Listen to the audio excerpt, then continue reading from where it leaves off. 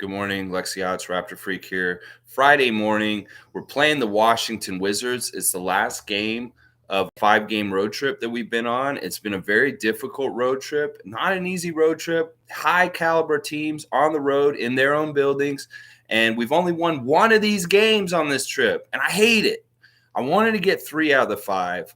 But I'm going to have to settle for 2 out of 5, hopefully tonight. If we don't win this one tonight, that means 1 out of 5. And that's absolute garbage. And Paul B is exactly right. Thank you for being here already, Paul B. He's saying Raptors need this win. No excuses. We can't drop under 500. I completely agree with him that we need to win this game for multiple reasons, whether it's our record and staying above 500, whether it's winning the season series against Washington 3-1 so that they can't have any kind of tiebreak against us. Because, there could be a possibility of a tiebreaker having to be between Toronto and Washington at the end of the year in playoff scenarios. We want to have that advantage. And we're already up 2-1. I don't want to get like a loss today and be tied to them, and then somehow we don't win the tiebreaker against them because of some bullshit other thing that happens to the next thing to decide. So let's just make sure we beat them today. So it's 3-1 and it's cut and dry. That there's the tiebreaker goes to the Raptors.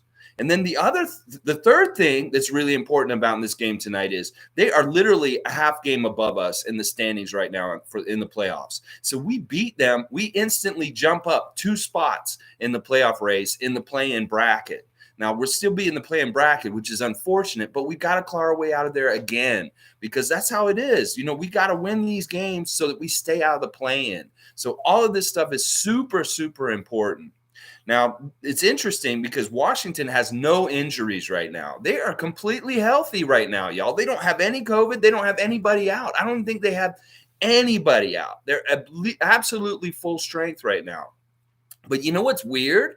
They're losing more right now than they were at the beginning of the season when they were missing different guys in different times and stuff like that. They started really, really strong this season, and they won a lot of games early, and they looked like this big team like New York did at the beginning of the year. Well, they've kind of settled down, and they've been losing a lot of games also since. And the balance is that they're only 1 game above 500 right now. And that's not that good considering that they're all healthy right now. They should be rolling at this point. So this is a good sign. In the last 2 games we played them, we completely out-hustled, outworked, and out-talented them. And I've totally figured this to be the outcome again tonight, hopefully.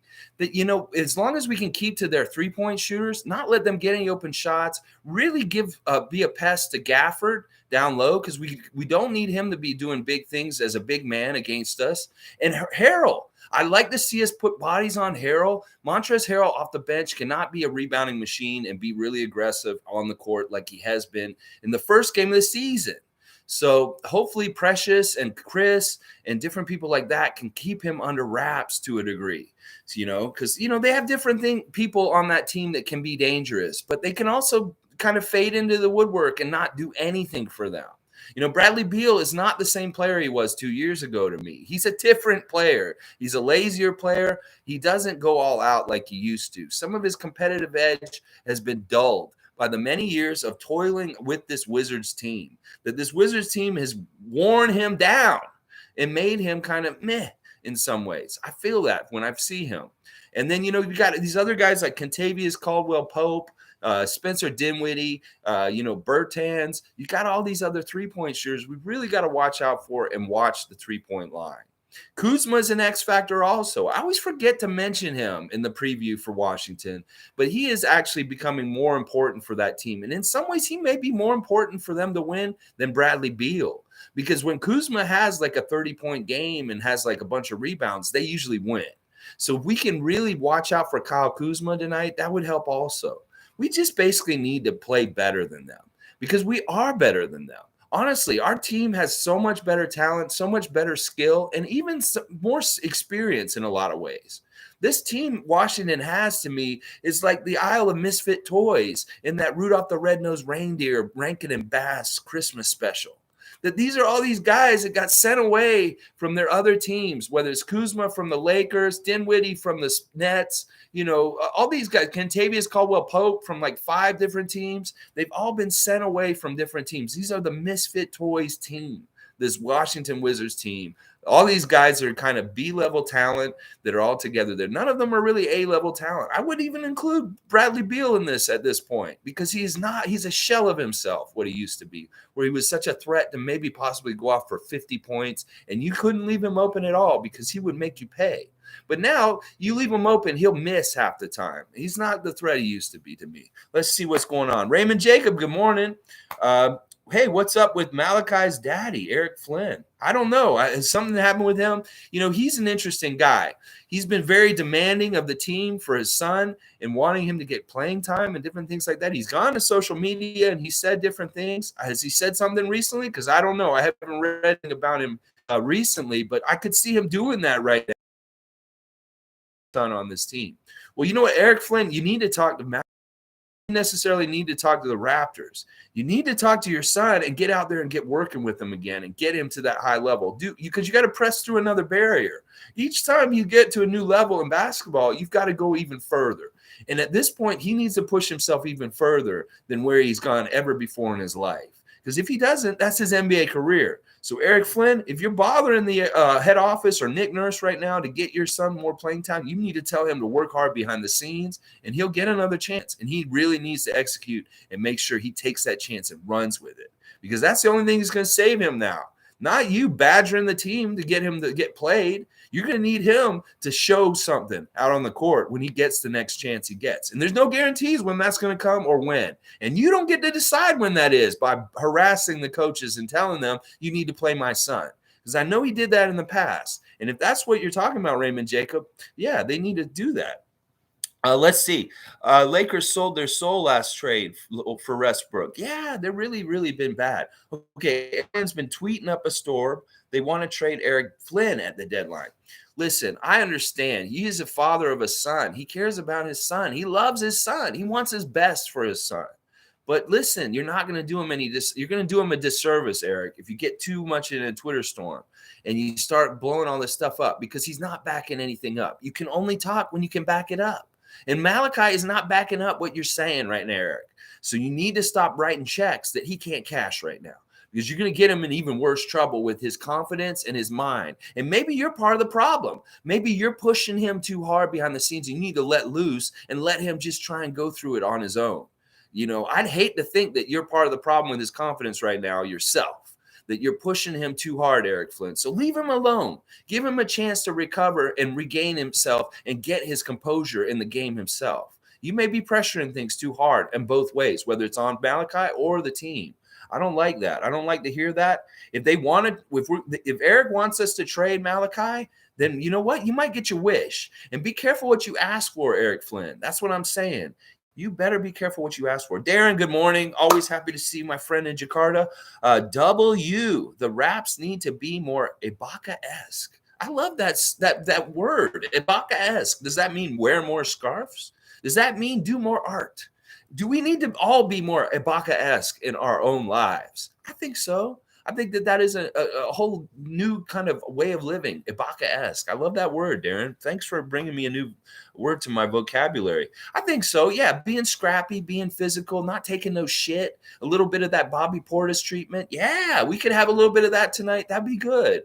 Washington, like I said, they're a team that will roll over. If you mess them up and hurt them, they're not the kind of team that will hang with you and try and come back on you. They will lie it down and lay over for you. So we need to make sure that we pound them early, beat them bad, get a good lead, and then ruin their confidence. And then by the end of the game, hopefully we just cruise to a nice double-digit easy win, because that's very possible with this team. This team does not have the kind of fight that some of the other teams in the NBA have right now, like some of these teams we've just seen recently. So Washington, we can demoralize them, beat them down early, make them feel like they have no chance. They will roll over and they will lose to us easier. Yes, they will. Let's keep going. Paul B. I'd rather see Banton go off first than Flynn. Yes. Honestly, to me, every single guy on this team has deserved a chance before Malachi at this point. Even David Johnson. All these guys deserve more chances ahead of Malachi right now, at least in my opinion. That, Yuta, Svi, these guys, Malachi hasn't shown anything this year. And you know what Delano did last night? He went to the 905 game last night in Mississauga to play against Cleveland's team, Cleveland Charge, and he won that game last night, 33 points, with like 13 rebounds, and he shot phenomenal. He took over the game. He basically did. You know what? I really loved what Delano did last night, because he's been sitting stewing on the bench like the other guys, waiting for his chance, chomping at the bit. And we sent him to 905, and you know what? He went off. He let it all. He shot off for it, because he's like, yeah, I need to prove something. I see what's going on with this bench on the main roster, and I need to do this at this next level. So he went out and he fucked around and got 33 points for the 905 last night in an excellent game, all-around game, playing really well, double-double with rebounds. You know, I'm really proud of Malachi and what he did last night, and that is the kind of stuff we need more from the other guys also. So Malachi got some good confidence last night. And I really, you know what? You're right. We need to see Banton get the chance before Flynn right now. And Eric Flynn, you better watch out. You're going to mess up your son's chance right now with the Raptors. Andrew, let's go. It's the Wizards tonight, and I feel good. The Wizards are a team we need to beat every single time we play them. I don't care. They got the punch in our jaw in the first game of the season, and they humiliated us when we had our return to our building. We still hate them for that. That they ruined the homecoming of the Raptors coming back from Tampa to be in the Toronto Scotiabank Arena, and they smacked us in the face. We weren't ready. We came in there ready to have a nice lovey-dovey homecoming love fest, and they came in and they punched us. They wanted blood, and they did. They got us, and I'll always hate them for ruining that homecoming game. So we need to take it out on them again tonight. And that's by outclassing them, out-hustling, out-talenting them, out-hustle everything, getting all the loose balls, out-rebounding them, just dominating them on the defensive end where they can't make any good shots. And I know we're capable of this, and we played such high-level talent at a high level in the recent games that hopefully we carry that over and we do it in this game against a lesser talent. And it really shows the difference between a team like Dallas or Miami and a team like Washington, because there is a difference, and we are going to see it tonight in the way that the competitiveness gets played out with the Raptors. The Raptors need, if they come out flat like they did against Detroit last week and they look horrible tonight, I'm going to be pissed. Oh yeah, I'm going to be pissed, because they need wins bad, and this is one to get. So hopefully they come out tonight, they punch them in the mouth, and they just absolutely dominate this game tonight, because that's really what should happen. With you look at it on paper and who's going to be there tonight, Gary Trent's questionable again. He's probably not going to play again, apparently. That's what I'm hearing. And, of course, Kem's still out. They said 2 weeks, 10 to 2 weeks, something like 10 days, 2 weeks, something like that. So we can't expect him, obviously, either. But I think with who we've got, even with this shortened rotation, you know, actually, I think that somebody's going to get off the bench tonight. And I'm going to tell you who it is right now, and it really is for a very specific reason. Yuta Watanabe will be playing in this game tonight, guys. He will get minutes tonight.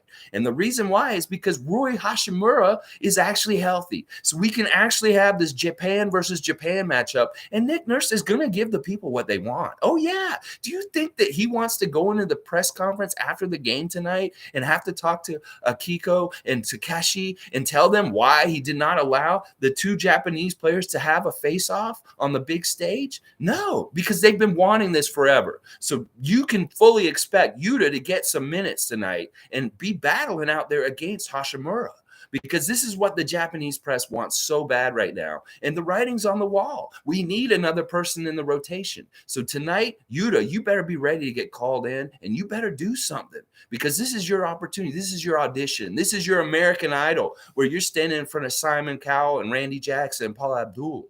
And if you don't perform for them, they're going to say, no, you don't get a ticket to Hollywood. So you need to go out there tonight, Yuta, and take this Japan versus Japan match as your foot in the door to be able to get back into our rotation.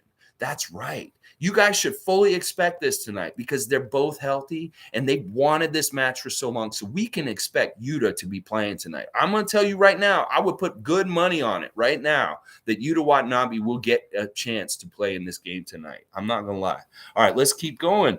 Darren's saying, no more turning the other cheek. Got to be more violent. Being pushed around. Whoa, Darren, the violent stuff has a place in the NBA, but it's in very subtle ways underneath the basket battling for a rebound. It has nothing to do with Malice in the Palace or any other kind of stuff like that, or even Bobby Portis the other day. I love what Bobby did to us because it brought our edge out. And we showed our edge through our play, that we went out and we proved it through our play. And that's the most healthy, constructive way to take that out, that edge out on the other team. So what I'm hearing here right now, what you're saying, Darren, is Ibaka-esque and being more violent. That means we need to be physical with them. That means we need to hold Gafford, Harrell, any of their big guys off the offensive glass, and we need to make sure that we really stop anybody who comes near the basket, and we need to really aggravate their three-point shooters so that they don't get nice, clean shots. And that's the way I like to see some defensive violence out there, but no other kind of violence. No violence in this whole world. We need to get back to peace, love, and understanding. Cut down on the violence. But I understand what you're saying, Darren. All right, Raymond Jacob. Laugh out loud. No, the fans want Malachi and Eric traded at the deadline. Whoa, okay. This is Eric tweeted he would have been swept in the finals if Clay and KD weren't out. We would have been. Oh, yeah. Yeah, that is pretty serious to say, Eric Flynn. That does not help your case with staying with this team. It sounds like the writing's on the wall. If this motherfucker wants to tweet dumb shit like that, you don't have to do that, Eric Flynn. All you're doing is making Raptor fans hate your son and you now. That is not a good look, Eric Flynn. And I knew you were kind of dumb already because you started this shit early in his rookie career last year with this dumb shit about him getting to play more and all this kind of stuff. Well, he did. He did get to play more, and he was okay. He was absolutely necessary because of COVID in Tampa, and he didn't. He did okay, but he's not doing okay this year. And you're making it worse by saying shit out your ass like that. Because you know what? You know who says that? People that don't like the Raptors, that say that kind of shit about, well, they would have won if KD and Clay. You know what? I think we would have fucking beat KD and Clay even if they had been healthy. That we were playing at a certain level, and we were in a certain level. We are on a path of destiny. And you know what? It didn't matter who was in our way. We were going to find a way to beat it. So, you know what? I will argue against anybody who would say some condition of the Golden State Warriors in 2019 had been there. We would have beaten any version of it. I don't give a shit who would have showed up there. We would have beaten them.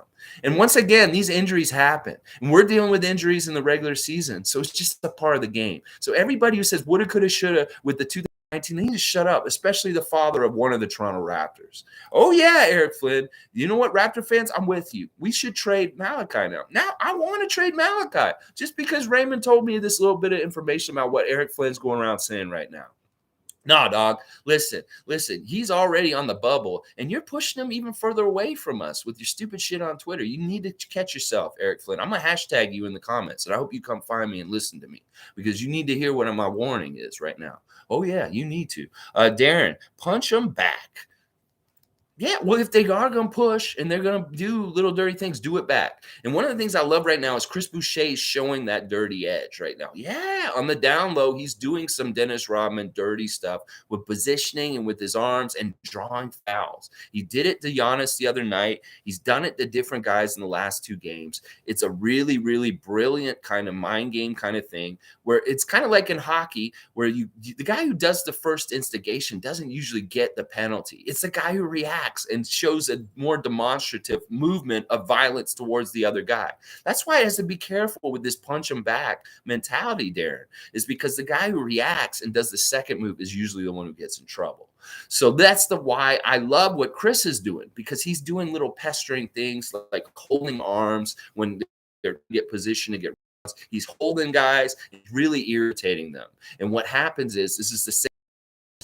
They react and they get fouls because they hit off of them. They're like that. And he's just like tying them up because he's got these really long, crazy arms. He can do all kinds of weird like wrestling holds on people while they're trying to get position in the basket. So I'd much rather do the first part than the second part because the first part usually gets away and the foul gets called on the second part. Watch for that. Seriously, even in tonight's game, watch for Chris Boucher getting fouls on other big guys on the Wizards tonight with the way he's battling for position because he's learning tricks from Dennis in that way also. It's not just the positioning and the rebounding. He's learning tricks from Dennis on how to get fouls on other guys on the team. I love it. I love it so much. Raymond Jacob, Eric tweeted, Nurse treats Malachi like a dog. Oh my gosh. Oh my gosh. Yeah, this guy is really, really not doing it his son any favors. You need to really watch out, Malachi. Your dad is gonna get you sent out of the league. I saw an interview, Ken Birch's mother does a podcast with the NBA mothers. He's had Kyle Lowry's mom on, Fred Van Vliet's mom on. He's had Malachi's mom on. And Malachi's mom is such a sweet, dear, nice little lady. Like, she would never say stuff like this. So this guy's really an idiot. Like, Eric Flynn, you need to rein yourself in. The mother seems so nice and kind and loving towards her son. You need to stop shooting yourself in the foot, Eric Flynn, because you don't want Raptors Nation to turn on him. Because we will, like we did Terrence Davis, and we see what happens. They get sent out of town. And it may be real easy for us to just cut him. Like, we may not even trade him. He doesn't get anything guaranteed from the Raptors. I don't understand this entitlement that Eric Flynn has, coming in and saying his son needs to play. He needs to play more and stuff like that. Well, we gave him time to play and he didn't produce. So it's not us. It's your son. Your son needs to produce and play better, and then he'll get to play. That's how it works. It isn't that you need to make my son put in there. You treat him like a dog. You know what? I'm sick of this. I don't like that I'm now mad at Eric Flynn, because I don't want to be mad at Eric Flynn. We need we need Malachi to do something. All right, I've just jumped over Love Face online strips without clothing. Online strips without clothing. Love Face sponsored Raptor Freak. Yeah, no, that's no sponsor of mine. Spammer, go away. Right. Darren's right. Okay. Darren's saying Raps have been too soft. Need some teeth. I agree with that. We could trade Malachi for a vet with some teeth. I'm okay with that. Marlon Toby, block that Love Face guy. We discussed some real issues here. None of that nonsense. That's my sponsor, Marlon. No, I'm just kidding. It's not. I'll block them. Don't worry. But I don't know how to do it. So I'll figure it out. Wait, this is how I do it. I'll just go to the three little buttons and let's see. Report. I will report them. I will report them for unwanted commercial content or spam. I could put them down for some other horrible things that it says here, but I'll say it. Okay. You're in trouble, Love Face. All right, done.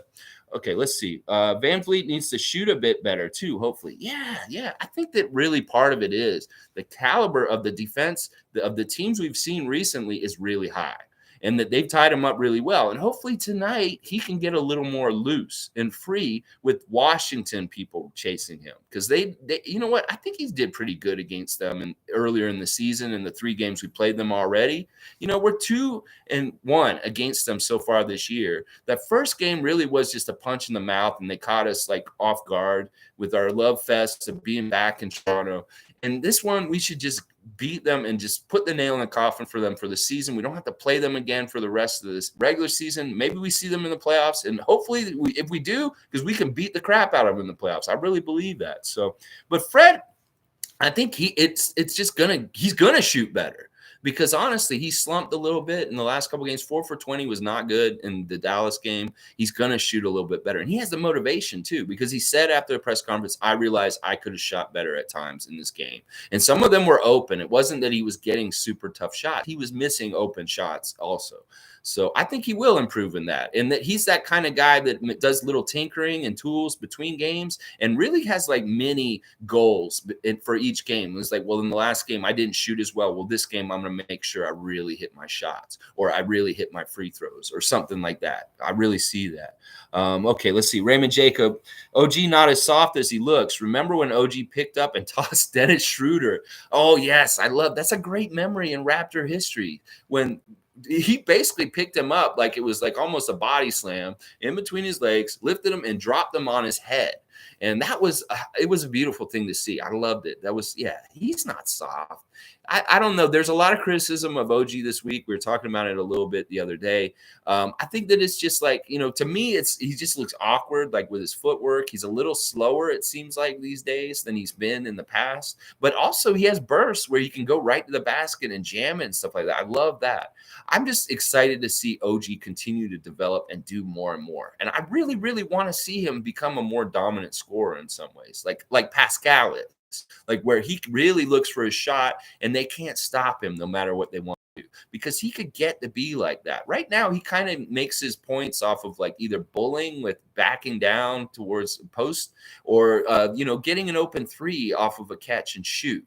And, there's a little bit of driving to the basket and throwing it down, but not enough for me. And I'd also like to see him, I don't know, get some sort of isolation move where he can get himself free on his own without needing another player to help him, because that'll really help things. And it can't be like this down low bull people down there, because that's not always there. These guys can positionally get him an offensive charge really fast the way he's doing it right now. I don't like it.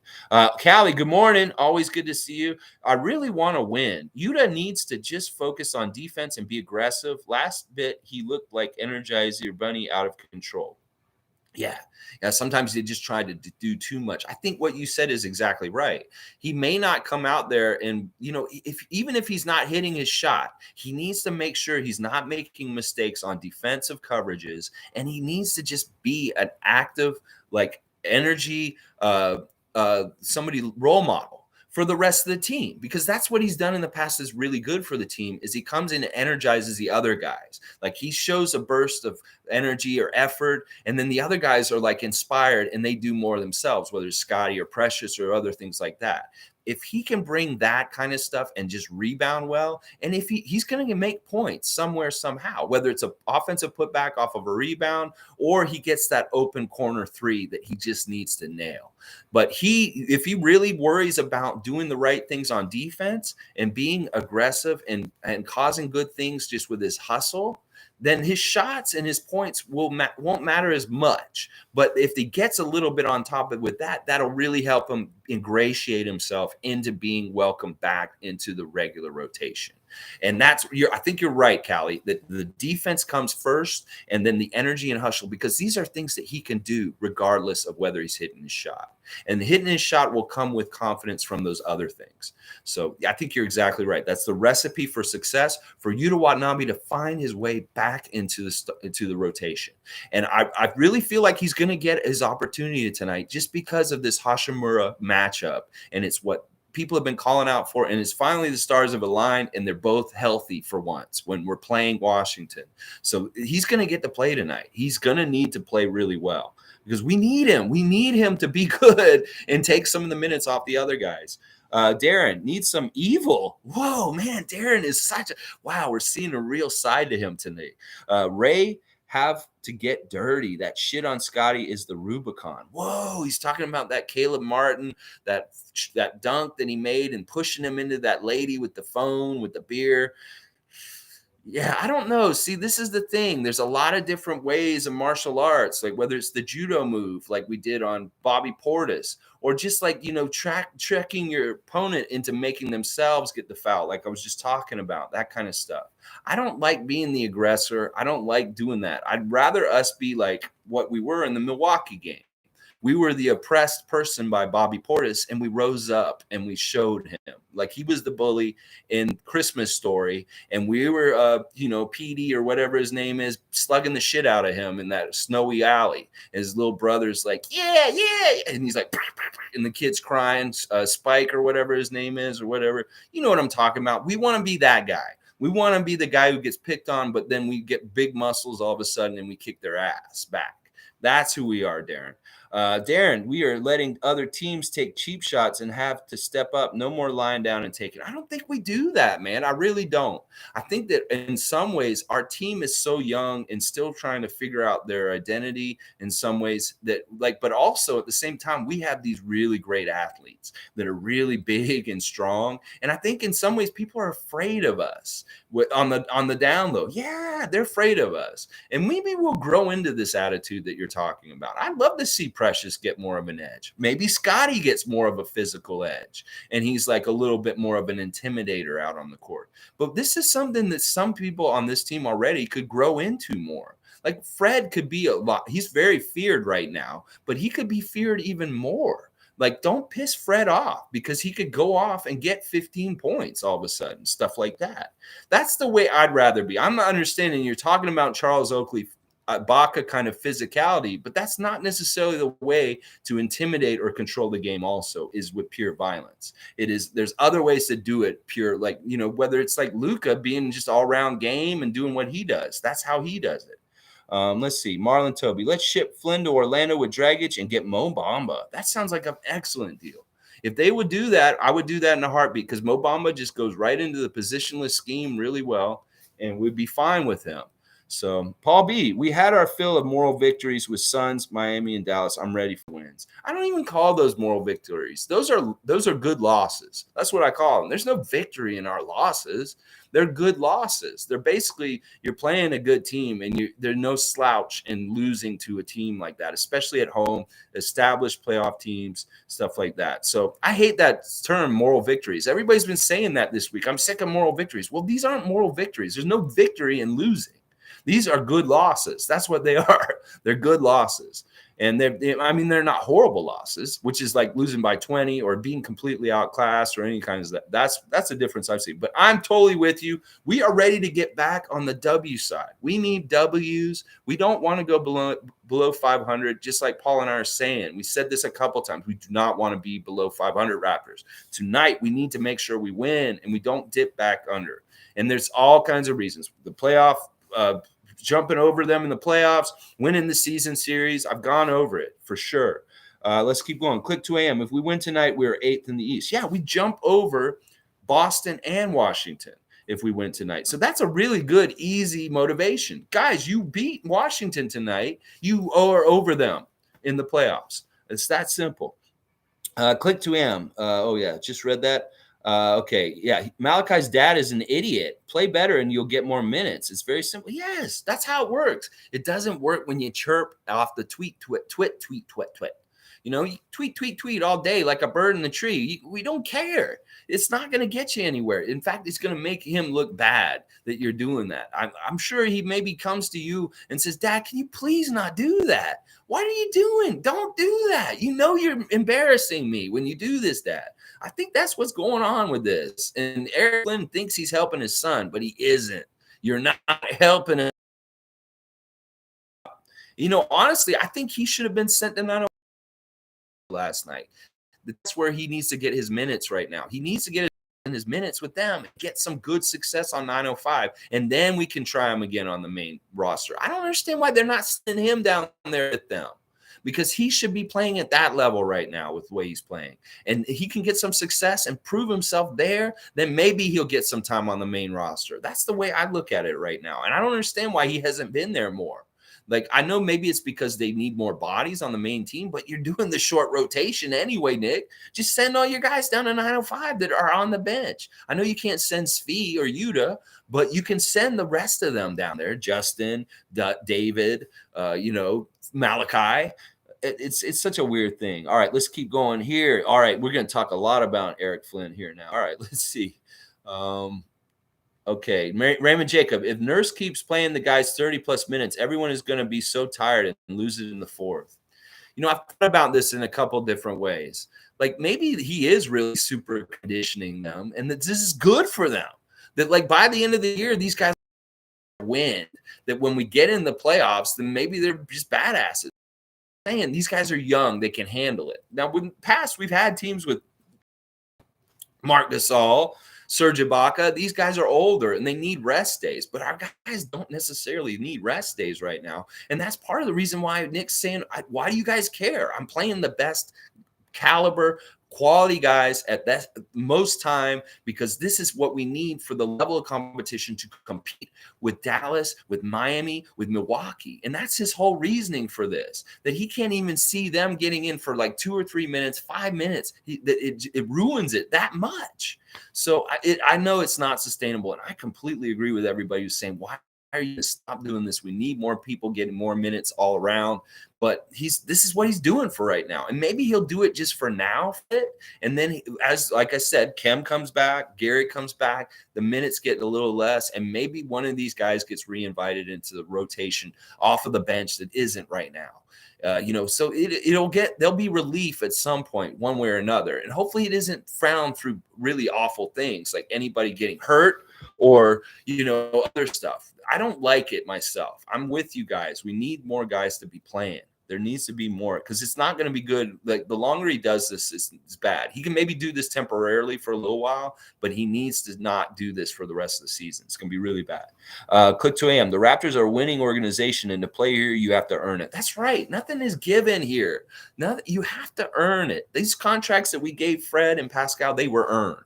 They got their big money because they earned it, and they're still earning the next contract. They haven't laid down and say, "Oh, I get 40 million or something like that," and I'm not going to try anymore. These guys, they continue to work because they continue to work to the future. And it may be that Malachi's not working the way he's supposed to get himself towards those big contracts in the future. And then that's hasta la vista, baby. And that's it. It's that simple. Darren, yes, Paul, the team needs W's so bad. We need a W right now. And I think we'll get it. We've had Washington's number over the years. They're just a team to me that's kind of always been a pretender. They don't have the best organization. Their coach is suspect to me. Their talent to me is mid-level at best. So there's no reason why we shouldn't blow them out of the water. And it really will be a poor effort that makes the Raptors lose. We could even shoot bad and still beat the Wizards tonight. But I think we're going to shoot better tonight all of a sudden. Recently, and their defense tonight, trust me, watch. You'll see. Let's keep going. Yeah, Eric Flynn doing the best LeVar Ball impersonation. Oh, man, that is not someone you want to emulate, Eric Flynn. That is not someone you want to emulate at all. Oh, my gosh. Darren, they're playing well. I'm happy with Raps, but yes, please win. Yeah, I'm with you. Listen, it's a journey. We got to take the lumps and the losses. We got to take the victories and the good times too. And they'll come, both of them, at different times, especially for the rest of the season. And then maybe next year we get a couple of good bench guys. We have more vets off the bench, a more calming presence for when guys like Fred come out. And we have a really solid winning team next year. This is a weird in-between year still. Last year was a down year. This year's an in-between year. And next year will be a really good year. So we just got to get through this in-between year right now and learn more with the guys all together, playing together. And it's going to get better and better and better. And we're already good. That's the nastiness. That's what I've been saying this week. All right. Andrew's saying Eric Flynn is sipping cocktails in Miami with Goran. Is he? Is he down there? Is there pictures of this? That's funny. Oh, it's all becoming tragic. You don't want to hang out with tragic because your story will become tragic, Eric. Seriously, away from that guy, because he will make your life tragic. Okay, Darren. Flynn and Fee will sit for a few more weeks. They should ride Pine for a good bit. Yuta, Delano, and Bonga should get some minutes tonight. All right. First of all, Delano and Bonga will not because they're here in Canada, and Bonga is actually hurt. But Yuta will definitely get minutes tonight. I'm pretty sure, just because of this Japan matchup I keep talking about. Flynn and Svi, I think Svi's going to get minutes possibly tonight also, but it may be that he just decides to put Yuta, give him his chance tonight, and Svi may be getting his next chance in one of the upcoming games. But he's going to give each one of them a tryout. I don't want him to give them all a tryout all at once because I think that's part of why they failed. Is that when you have all of them out there trying to work together, like when you have Malachi, C, and Yuta on the court at the same time, that's when there's going to be a lot of problems. So bring them in one at a time with the established guys you trust right now. Don't put in like 2 or 3 of them at once because you're going to see bad stuff happen, at least for right now. Okay, let's see. Scotty and OG can be unlocked more, but we really miss Gary Trent. Yeah, Gary Trent is really missed because of his shooting and just helping us get out of stagnant spots in our offense and just so many different good things that he does. We do miss Gary. And yeah, Scotty and OG are going to be unlocked more. Precious is going to be unlocked more. In some ways, Pascal is getting unlocked more. Like there's going to be a whole other level of clutch Pascal that we're going to see more and more as time goes on. Same with Fred. Andrew, I love how Fred is developing this reputation. KD was right. He's a dog in this league. Yeah, he's going to be more and more feared. Like we said, these older vets that are superstars are going to retire. People like Kyle Lowry. And then all of a sudden, Fred is the Kyle Lowry of the league. He's the guy that's like him in the league. He's going to be the guy like him. He's the most – the young point guards, he's the most like a Chris Paul kind of Kyle Lowry point guard coming up. The other guys are not – they don't have the kind of – the same ingredients, the same makeup that these guys have. And at that young too. Fred is doing it really young because Kyle, he didn't really start maturing until he got older. He was a real knucklehead in his early career when he was bouncing around with Memphis and Houston. He didn't really fit. He was a problem with the coach and different things like that. And then he got somewhere and he was more mature with us in Toronto. He started to mature with us. And Fred doesn't have to go through that shit. He's already been mature in his early career. So he's going to have longer period of time to be like this because Kyle had to really work through his own issues with himself to get to the point where he is now. He worked really hard to get out of like his own head and his own ego and the way he was thinking and stuff like that. It was really bad. Okay, let's see. Darren saying he needs to be a dog every game, though. No off nights. Well, unfortunately, Fred's going to have off nights. The shooter's going to just have off nights from time to time, but there will hopefully be far and few in between. And, that's the thing. I think that he had his off night in this last game. Hopefully tonight he'll come out gangbusters, and we'll see a totally different kind of Fred. The family, good morning. Always good to see the family. Oh, man, Love Face came back and did that again. You jerk. Let's see. All right, you guys are way ahead of me. I need to catch back up. The family. Oh, where is it? Or did I jump the wrong way? All right, okay, here it is. Yuta, Bonga, Banton, should boot. Get minutes. They're trash. Okay, you want us to get rid of all of them. Bonga's really good. Okay, are you saying keep them and then get rid of the rest? Because Yuta, I'd like to keep those three, actually, that you named. Those are three guys. Banton's not going anywhere. Bonga's actually been super good. Bonga's going to be great. Like, we need to continue to develop him and hold on to him because he's killing it in the G League. And he just hasn't played much on the main roster. In fact, I think he'd do better than these guys that we're benching right now if he was on the main roster and getting a chance. He would show really good quality minutes and do a lot of good things for us. Yuta, I don't want to give up on. I think he's going to get a chance and he's going to be fine. But the other guys, I'm not sure about. There's no guarantees with Svi, and there's definitely no guarantees with Malachi. So it seems like things are turning for the worst for Malachi, especially since his dad's being so vocal right now. Nobody knows what's going on behind the scenes. They're obviously not putting the work in and practice after practice before practice. There's a reason they're not playing. Well, that's true to a degree. Family's right. Nick Nurse is watching them in practice, and maybe he doesn't see the confidence in practice. Like, it could be that he's waiting for one of these guys that's kind of been on the bench to show something in practice where they show that they're hot or they have a certain level of confidence in practice. And then he's like, well, I saw Yuta do this yesterday in practice, and he's really balling, and he's hitting his shot nice in practice. Then let's give him another chance to get in the game. That's how it works usually. And you're right. If they're not showing it in practice, like if Malachi's not coming into practice with a total baller mentality and like, I'm just going to kill the other teammates of mine and really show something, then they won't give him a chance. And that may be what is happening behind the scenes, that they aren't showing it in practice enough either. Because if they show it in practice, he'll give them another chance. That's really how you get your foot in the door. You have to show it in practice behind the scenes, and then Nick will give you another chance. But I think, like I said, Yuta's going to get another chance tonight just because of the matchup with Rui Hashimura. Let's see. Darren, the bench needs to support Fred VanVleet. He needs people to step up. He's asking for it. He wants them to join the party, as he said. And you know what? Like I said, these guys aren't going to fail this way for so long. I really think that Yuta and Svi will figure it out. They'll pull their heads out of their asses, and they'll be more better regular contributors soon. I don't know about Malachi. Malachi was maybe a lost cause at this point. And his dad, like I said, he's not doing him any favors. This is not good what's happening with Eric Flynn this week. Let's see. Our record is deceptive because we have played 5 fewer games than most other teams. Yeah, Andrew, you're right. It is deceptive. We are actually like even with Boston, but they've played 2 more games than us, and we're both 500 teams right now. So that actually means we have more games to make up. That's tough because there are more games jammed up, but that also means we can make that an opportunity to jump up higher than the other teams just because we haven't played as many as them already. They've already played them. They're in the books. They're either wins or losses. They're not getting added to their total, whereas we get these ones added later at a later date. So it'll be really interesting to see how that affects, but we got to win them, obviously, for it to be a good effect.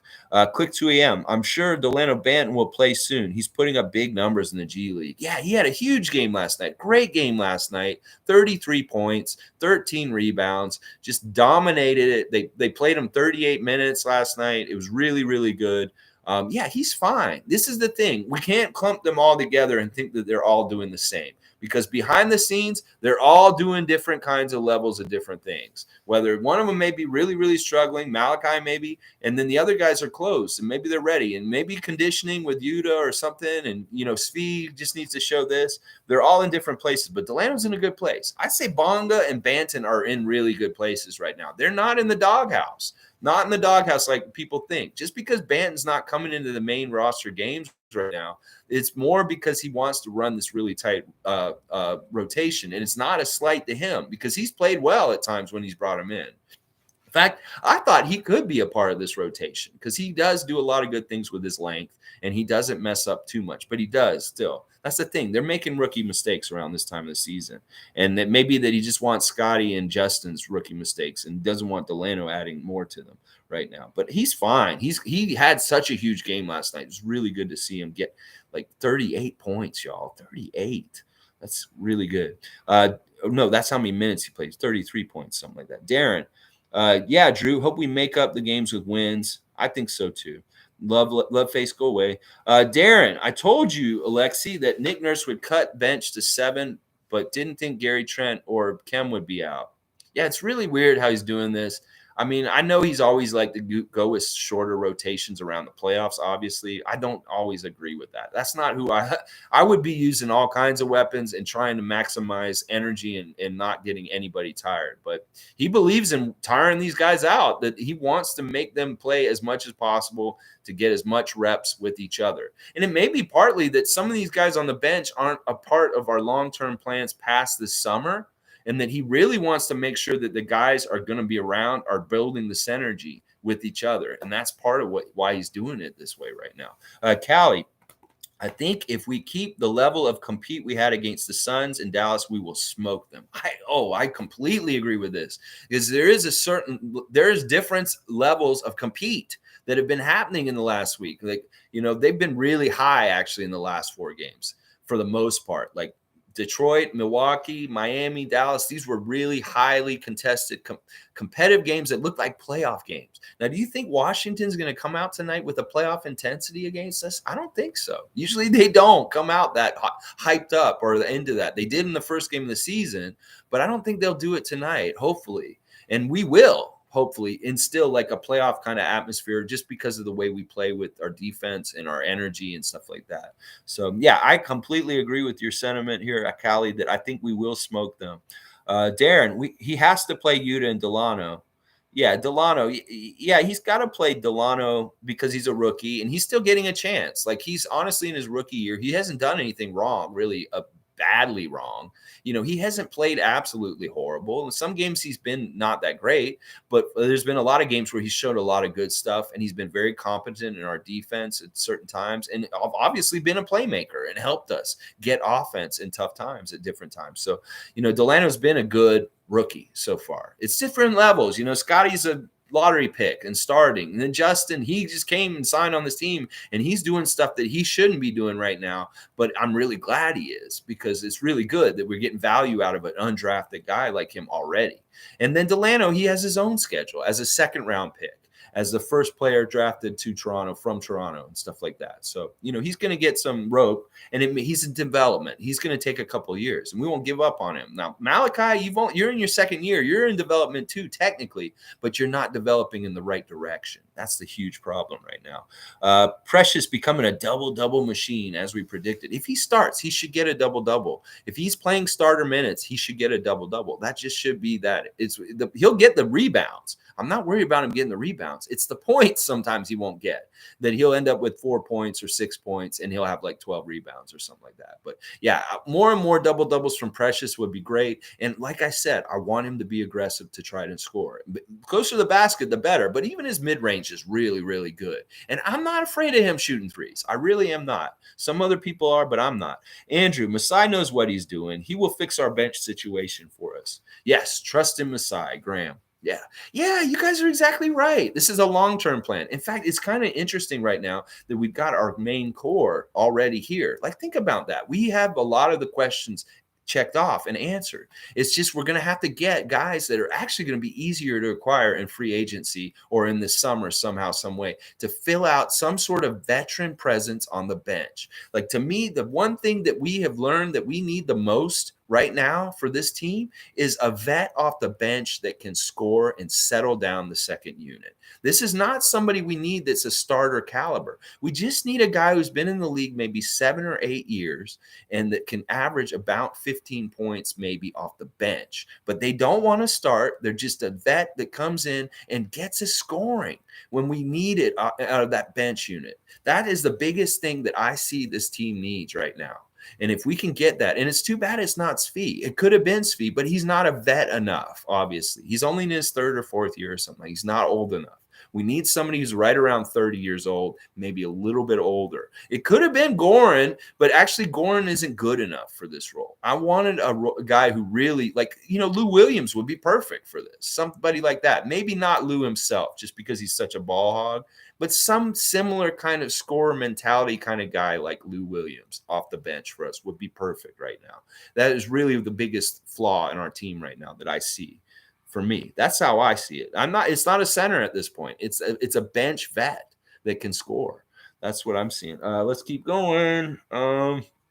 Champagny is earning minutes. He's definitely earning minutes. I'd like to see him score more, either off of the putbacks or his three. I'd like to see him get more points because we need more points, obviously, from everybody. He can do just the rebounding one-trick pony kind of thing, but he should be getting points around that also. There should be garbage points he's getting from offensive rebounds, and he's going to get open threes. He needs to nail them. We know he can. So I see that. Messiah is the kind of front office guy who can turn 4 quarters into $1. Yeah, you just go to the bank or you go to the corner store. Can I get $1 for my 4 quarters? Just kidding, Andrew.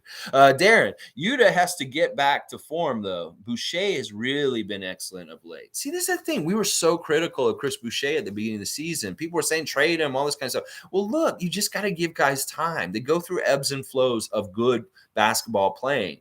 And sometimes you just don't want to give up on guys too soon. And Chris is like that. We're seeing the energy, the rebounding, the hustle, the stuff I was talking about with like the fouling, getting people other fouls. And there's all kinds of cool things happening with Chris right now. We want to continue to see where this goes because honestly, he could be a completely different player by next preseason. Like seriously, if he goes into the offseason and he has a whole idea about the kind of role player he wants to be for next year, and he really works on those different areas of things, like I really hope he just watches a lot of Dennis and really concentrates on how the ball comes off the backboard with different people's shots, because that's what Dennis did. And he studies all the Raptors that he's playing with in the nucleus right now, whether it's Scotty, Fred, Pascal, looks at the way they shot, just like Dennis did with Michael Jordan and Scottie Pippen, figures out where that ball likes to bounce from each one of their tendencies, then he could start getting some really high rebounding totals. Seriously, that's what he needs to do. Go to the Dennis Rodman School of Rebounding this summer, and then next year, if he's really embraced that role and coming from it that angle, instead of the way he came in this season where he was thinking he was going to be kind of like last year and he had to change his role in the middle of the season, think about that. If he comes at it from that kind of angle and in that kind of like direction from the beginning of the year, it could set a real tone for him next year. Watch. But we have to re-sign him. He's a free agent this summer. That is one of the big issues, and he's probably our biggest free agent person we need to re-keep out of all of our people, because everybody else is under contract for next year that's important other than him. That's what I've seen. Let's see. Quick 2 a.m. I think Malachi and Svi are out of here by next season. I think you might be right. I think Svi has a real good chance to really still kind of do something by the end of the year. And Nick Nurse is really giving him a lot of, like, he's a favorite of his. He wants him to really succeed. He's going to give him a chance. The family. Champagny is work hard and look. He's getting more minutes working hard, and he's not the best at a lot of things. Show you want to be there, and you'll get the minutes. Yeah, I agree with that. They were saying in the one of the games this week that Chuck Daly used to always say, be really good at one thing, and you'll find a place in the NBA. And that's what Justin is really, really good at, rebounding, baby Rodman.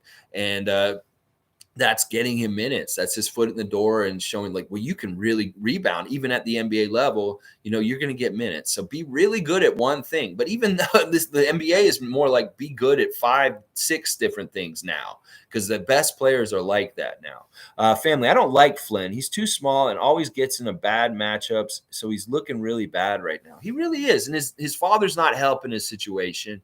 Getting very vocal on social media this week.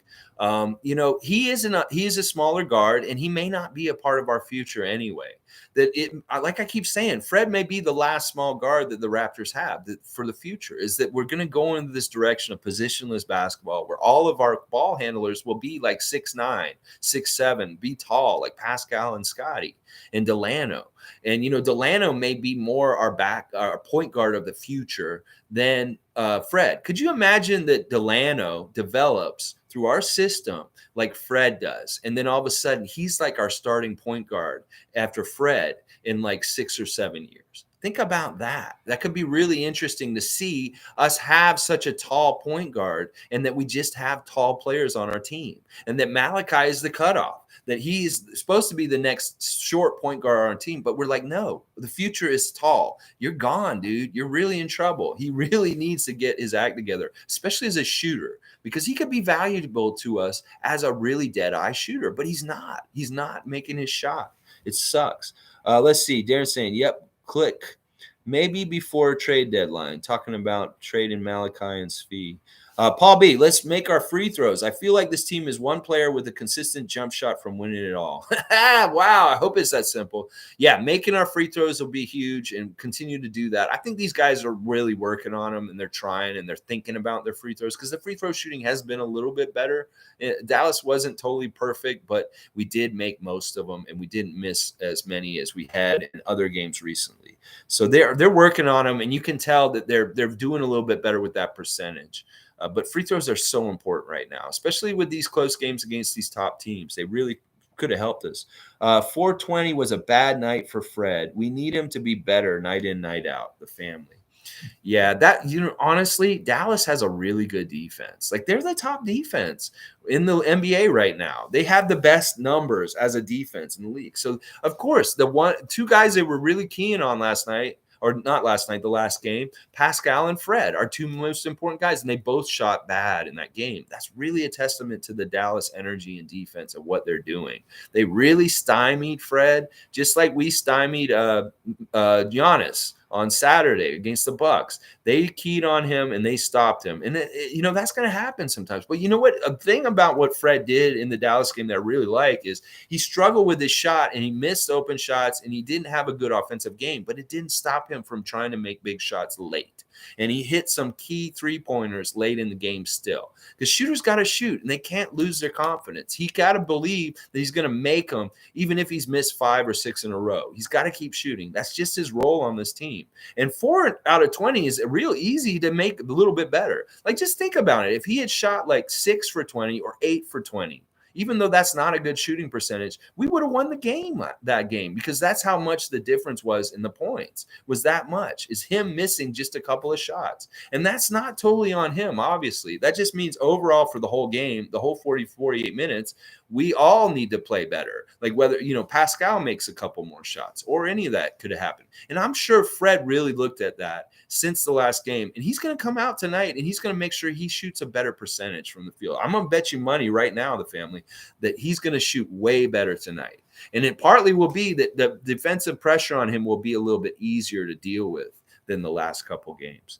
Andrew, most teams take years to figure out a way to win like us. We figured it out in half a season. Oh, yeah, we figured out ways to win. We have an identity. That's another thing. A lot of these teams don't have an identity or a game plan or something to even shoot for. They're just kind of like, we'll put these collection of players together and we'll figure it out as we go. No, we make a plan, and then we acquire players that fit into our plan to do what we want to do. And that's a big difference between us and other teams, is that we have a system and an idea of what we're doing. And some of these other teams don't. They're really just half-ass winging it, and that's a real strength for us, because that means we can show where we're succeeding and where we're not, and try and drive towards a very specific goal of what we're trying to accomplish. And that's the difference between us and the team we're playing tonight. Washington has no identity in a way. They're just a collection of misfit guys that are thrown together from other teams, and they're just hoping they're going to gel together. And I just don't see it. I don't see it. They're a pretender team. They're going to continue to be right around where they are. Meanwhile, we're going to go up, starting with tonight. We got to beat them. Let's keep going. But yeah, Andrew, you're right. We're advanced in weird ways that are hard to see. Like people may look at us, they're a developing team, but we're way more advanced than a developing team because we have an identity and we already have our core. We really do have our core going forward right now. We just need to add some role players around it, maybe a backup center or a center. And like I said, this vet off the bench that can score for us. And it really does need to be a veteran because I'd like to get us a little bit more experience on that, like, number because our experience is really low overall as a team. We could get one vet that's just steady and ready. Like, if we had Norman right now off the bench, that would be huge. He would be perfect. He would really do a lot of what I'm talking about right now. Let's see. Oh man, the free throw yips are ugly. Yeah, it's tough. We can't have bad shooting nights. This is a thing. We're in games and we're having bad shooting nights. And we just improve our shooting. We just improve our free throw shooting. We stop some of these turnovers that are just because we aren't familiar with each other and we're throwing the ball. Like we had one game where we threw the ball to Ed Malloy, the ref. Like Pascal was throwing it out, and he's tall as a ref. He thought he was one of our players. He threw the ball to him, and it was funny because Precious still got to the ball and saved it before it went out, even though he tried to throw it at him.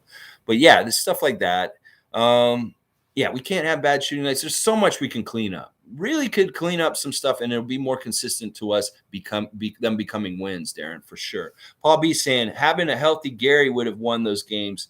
Phoenix, Dallas, Miami, possibly. He definitely would have helped. He would have gotten a little bit more attention off of Fred and Pascal. He definitely would have been like maybe possibly hitting shots and points where we were in trouble. I could see that. Paul B. Also, can we appreciate the return of Spicy P? I wanted him gone, but if this is how he is playing, it's all I asked for. Yeah.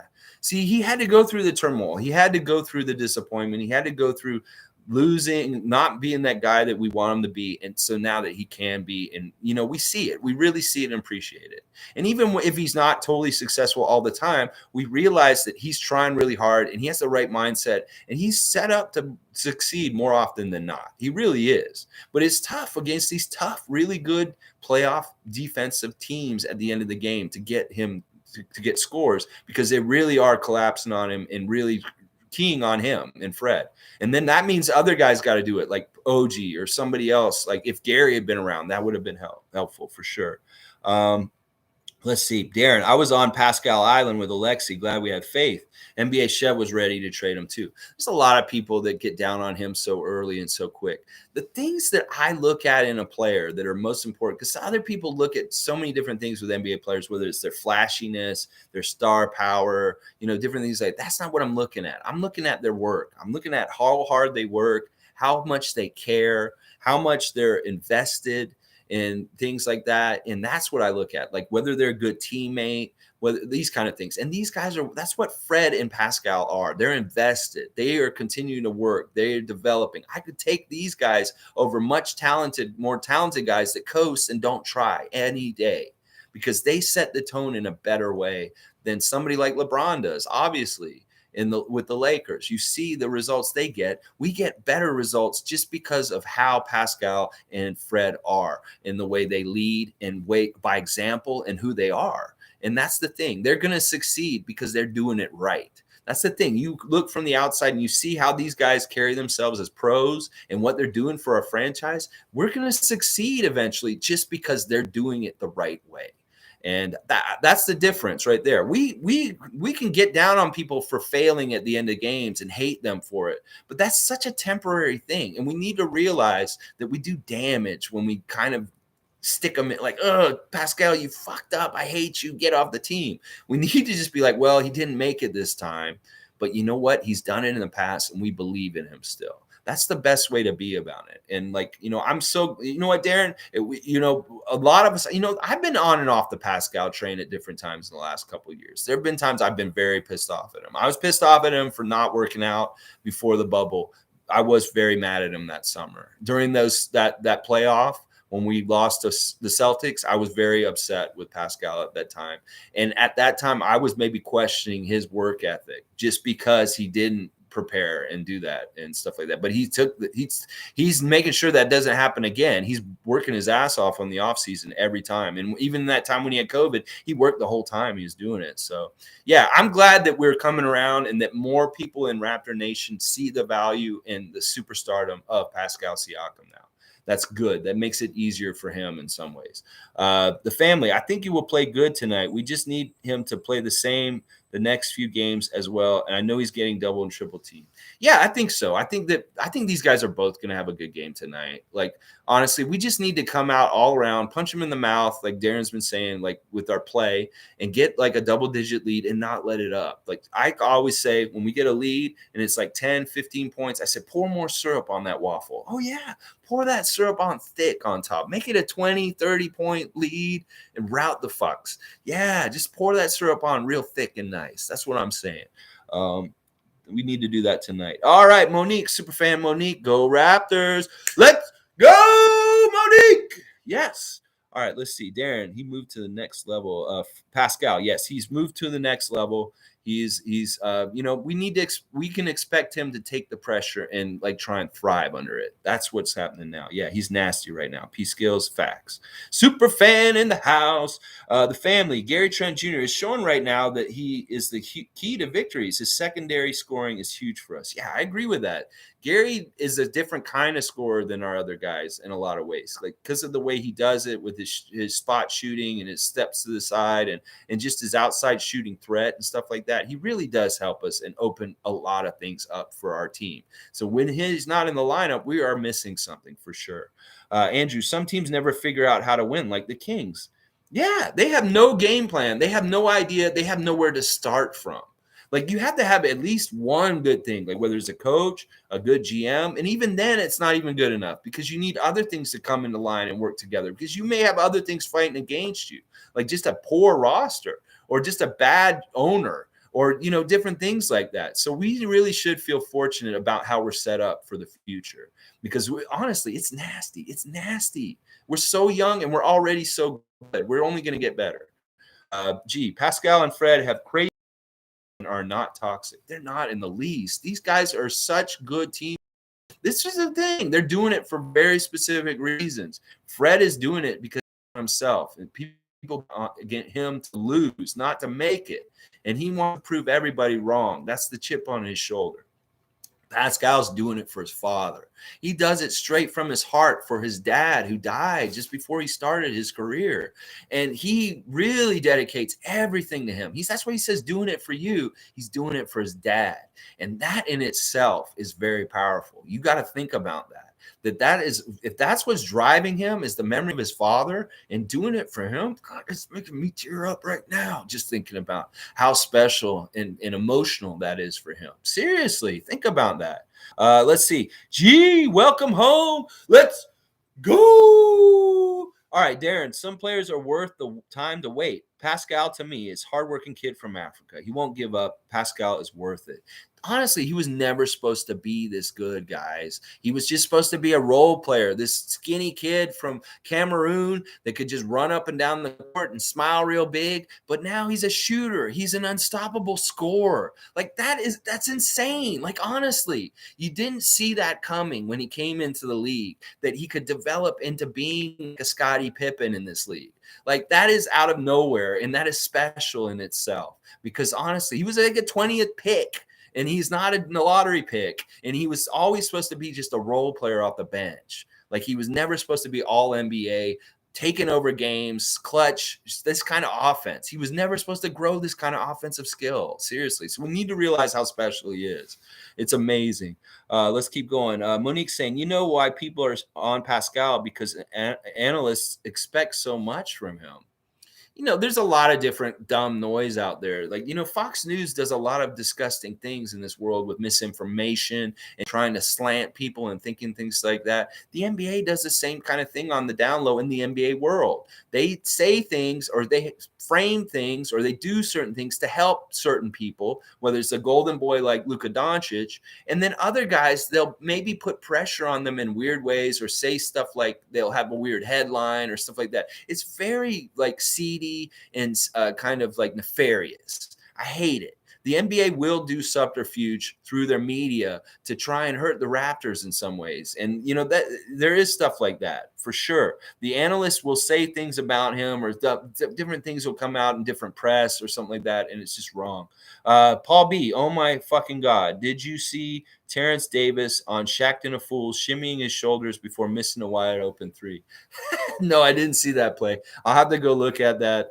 It's never good to be on Shaqtin' a Fool. I think that most of the time our guys do a pretty good job of not getting on there. Although there was a play earlier this year, I think Svi did. There was a dunk that was really bad that he missed that might have gotten on Shaqtin' the Fool. But I don't watch enough of TNT guys. I used to really love Shaq, but I more recently in recent years I've decided he's a bully and he's not a very nice person in general. He's funny and like he's been good for the game and I've enjoyed him in the past, but I've listened to his podcasts at different times and he's mean. He's a bully. He talks shit to people and he pushes people around, and I don't like the way he treats Charles.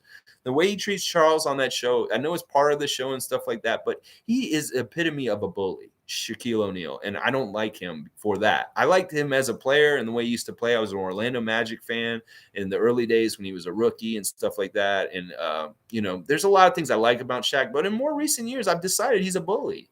And Shaqtin' a Fool is a great clip and it's funny. It's a lot of fun, but you know, the way that he acts towards people shouldn't be a role model for other people to treat people that way. And that's my whole thing about Shaq at this point, that he encourages his bullying. He and it's not a good thing. It's not a good look. Let's see. Put more dip on that chip. Oh yeah, let's get more chip for the dip. I'm saying let's get that second championship, that Larry O.B. Oh yeah, baby, it's coming. I know it. We're in development for it. We're coming. We're gonna get it. I want a bowl of syrup tonight. Yes, let's pour it on so thick. Love. Get almost 30 points tonight, Scotty. Make them as rookie of the year. You are the rookie of the year. You need to play like it and put it out single night so that it's undeniable that these motherfuckers can't be like, this team has a better record. Franz Wagner is so good. Look at what he's doing. No, fuck all that. We want Scotty to be rookie of the year. He wants it, and we want to cheer him towards the rookie of the year. But you need to do it yourself, Scotty. That's the thing. The power is in your hands, and you need to go out there and dominate. You need to do things like what you did to Luka when you backed him down and shot him over his head. You need to do what you did to Kevin Durant, where you shot over him. You're scoring on some of the best players in the NBA. Continue with it. Just find your spots, make your shots, play good defense, and just make all-around good play. And you're going to get that award, buddy. But you got to work. It's the second half of the season is your time to work for this. And it's not going to be given to you. You have to earn it. Same thing like Malachi. You got to earn it, buddy. These guys got to earn their stuff. Oh, yeah. And that's I want it to be so thick with a nice big pat of butter on top of it. Woo, yeah. All right. Let's see. Darren saying Gary Trent Jr. has made the jump as well. Who expected his steals and D? He's so important. I know. That's the thing. We gave him the contract in the offseason. We kind of gave it to him before he actually earned it, and he's very earned it right away. I'm so glad that he earned it, and we're not paying him a lot of money just to be a dog on our team. He's actually really earned his money, and I'm so happy about it. You're right. All these guys are developing more aspects of their game. They're doing the DeMar offseason thing where he goes and he adds some things in the offseason. He comes back with something new.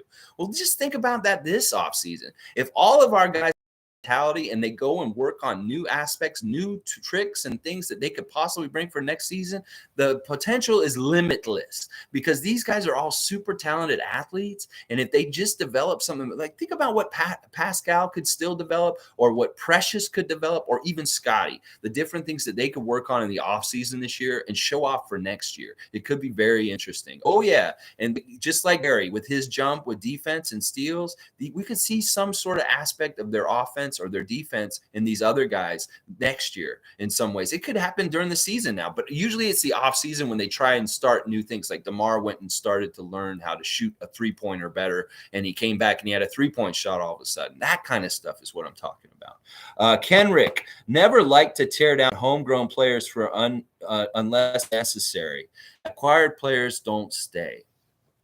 I mean, yeah, just in general, it's best to be constructively criticized and not just like insulted or like, oh, you're stupid. I hate this guy or something like that. We need to tell them what they can do to fix themselves and get better on the team with these bench guys right now. It's not good to just tear them down for no reason. Like I'll say Malachi needs to do.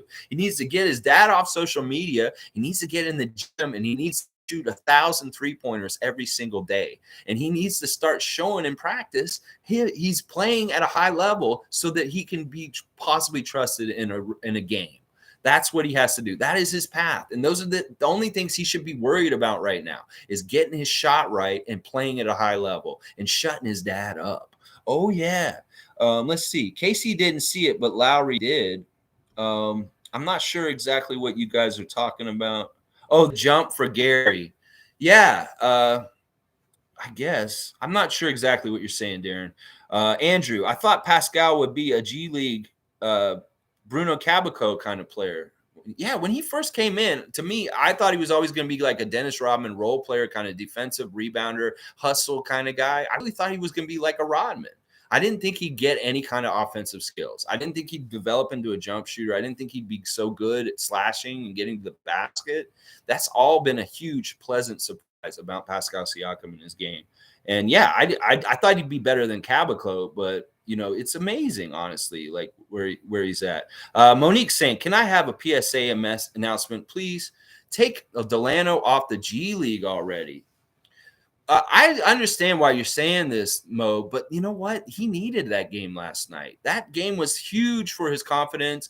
That is exactly what we need these guys on the bench to be able to do. We could send all of them down to G League and let them have a big, huge 30-point game each. Then we might feel better coming into the regular roster and doing some stuff up there. I think this is important for Delano's development. That this is very similar to like Pascal and Fred and Chris Boucher when they did their years in the G League. He needs this time right now. And he may be coming back and forth and he may be dominating at that level, but that's good. He should be dominating at that level. And we want him to. Because these are the reps he's going to get right now. Because he's not going to get the reps on the main roster right now, obviously, with the 7-man rotation. So he definitely needs to be in the G League as much as possible. I want him to play every single G League game for the rest of the season because he's going to get tons of time, tons of reps, tons of experience. And this is the path these guys ahead of him have done. Chris Boucher, Pascal Siakam. They've all done the same thing, and it's been such a huge good thing for them. So this is just part of it for him now. He could play on the main roster. He could do a lot of good things on the main roster. But why not supplement him, give him more time, give him more chances to succeed there, get reps? I'm not with you on this because he needs the G League. I think Malachi needs the G League really bad too. Like he should really be there. Oh my gosh. He was 27th. You're talking about Pascal when he was picked, something like that. Yeah, I think the family. A media outlet had a headline: Barnes plows through fam. Shaking my head, and people were crying that he should apologize instead of saying Barnes was being pushed into a fan. Media can be very manipulative. That's a great example. Saying that the way they framed that whole play with Caleb Martin. No, Caleb Martin drove him into that fan. In fact, you can see on the footage that he pushes him even further when they're actually going out of bounds. He actually pushed him even further into that lady. And he did apologize to that woman. He came and talked to her. He sent her some nice things. He did all kinds of nice things for her. She wasn't upset. And honestly, I'm still waiting to see that footage she was filming with her phone. I want to see the image of Scotty dunking in front of her and then running right into her phone. I think that it would look really cool. So lady, make that stuff go viral. We want to be able to find your stupid phone footage of what you caught. So what is it? I want to see it. But yeah, it's very manipulative. The media can be very manipulative. That's why you do your own eye test. You watch the game, hopefully with our announcers, because then you're not getting their bullshit from other announcers and what they might be saying. You don't pay attention to a lot of the NBA main NBA media.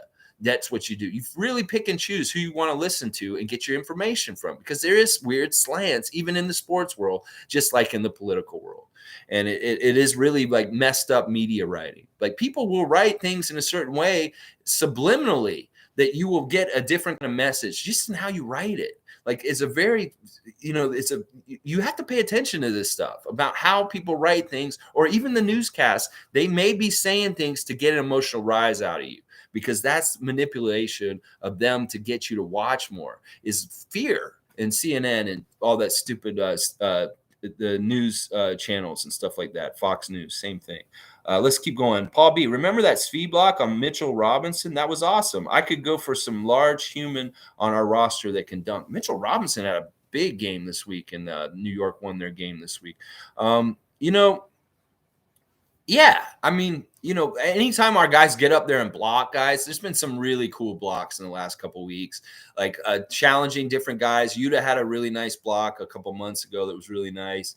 It's just cool to see our guys challenge people coming to the basket, because that's really important.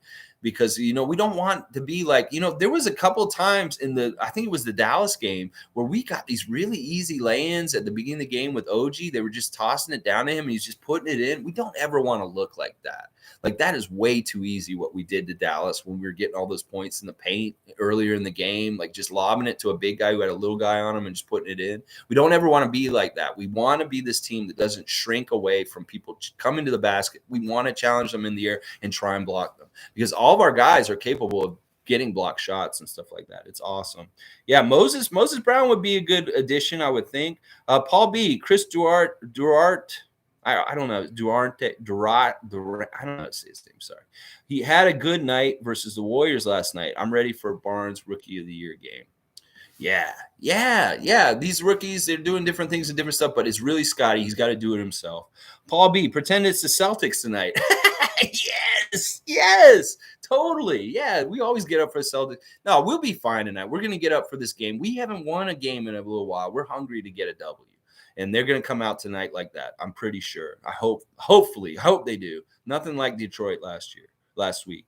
Graham saying, good morning, Graham. Always good to see you. I fully agree, Alexi. I love Charles Barkley. No time for that bully Shaq. Yeah, the way that, Shaq talks to Charles, I understand he didn't get a ring and he's got a whole bunch of rings, but it's not a good look, Shaq. You look like an asshole. You got, I think he's been reprimanded for being too much of an asshole on that show, because he's toned it down a little bit. Because back in the day, he was a lot meaner and worse to him. But yeah, it is what it is. I love watching that show, and it's an Emmy-winning show, and it should be, because those guys are phenomenal. Kenny Smith, Ernie Johnson, they're the best. Darren saying Barnes will come to Jesus in the playoffs. You mark my words, he will win them first or second round. That'd be fantastic. What if it's the kind of thing where it's like he really does look at the regular season as one gear, and then when he gets to the playoffs, he like turns on another gear? There's some players that are like that. Like Kawhi was like that. He's like, I have a regular season gear and then I have a playoff gear. Well, it'll be real interesting to see if Scotty Barnes has a different kind of motivation of playoff gear that he can get into. That is really, really intriguing to think about. Darren, Pascal, Lowry knew, KC didn't. Okay, about how well Pascal would become. You're saying that Casey wasn't developing Pascal well enough early in his career. Lowry was pushing him that he believed in him, and that maybe this is part of the whole thing with Lowry, Casey getting shown the door, and Nick Nurse becoming interesting. There could be some truth. He let Pascal dribble the ball up. Yeah. Okay. I remember kind of that thing going on in that point. All right, Paul B. Yeah, the Yuta block on Dylan Brooks was beautiful. That was a really good block. Maybe we need a blocks list also, Paul. Darren, Nick Nurse actually unlocks players, allows them to shine, then snatches their hearts, makes them ride pine if they're shit. Yeah, I agree with all that. He does really allow them to do things that like other coaches may not necessarily allow them. And I think that's really smart, because he does unlock things like Gary Trent in his defensive play, or Precious being able to do more with his game possibly in the future and stuff like that. It's really, really good. Okay, last one. We're almost at an hour and a half. I want to finish up. Once again, with a really important reminder for us all, the fan voting for the All-Star game is going to end in the next week or so. So we all need to get out there and vote for Fred VanVleet, OG Anunoby, Pascal Siakam, Scotty Barnes, Gary Trent, Chris Boucher. Vote them all in. You can get 6 votes. It's a little special, like you get no, I'm just kidding. There isn't a 6 vote. But yeah, go and vote. There's not much time left. The fan voting, they are still moving up. They've actually moved up a couple spots, both Fred and Pascal. But, once again, it's going to take more than just us, the fans. The players are going to have to see something in them also to possibly get them in the starting lineup. But then hopefully the coaches will do it for sure. We'll see. All right, guys, let's go Raptors. Let's beat the Washington Wizards tonight. Listen, we need to show them that they're not even at the same level as us, that we're at the level of the teams that have just beaten us recently, and that this is a team that isn't on the level with them either, and that we need to beat them down by double digits and win this series against them 3-1 for this year. Because if we go 2-2 with them, it may be some weird tiebreaker where we get screwed at the end of the season if we're tied with them at some point. So we need to ensure this, and we have the ability to. 3 out of 4, that means we win the tiebreaker. And not only that, we instantly gratify ourselves with jumping over them in the standings, in the play-in bracket, and we get a little bit higher up and maybe out of this play-in. So it's a very crucial game to win tonight. I would not necessarily call this a must-win, but it is pretty damn close. All right, so let's go Raptors. Let's beat the Wizards tonight. Beat the Zards. Kick them in the nards. That's what we're saying, baby. Let's go. Like, comment, share, subscribe, whatever. Thanks for being here this morning with y'all. Hopefully tomorrow we're reacting to a good Toronto win in Washington. Oh, yeah. Woo!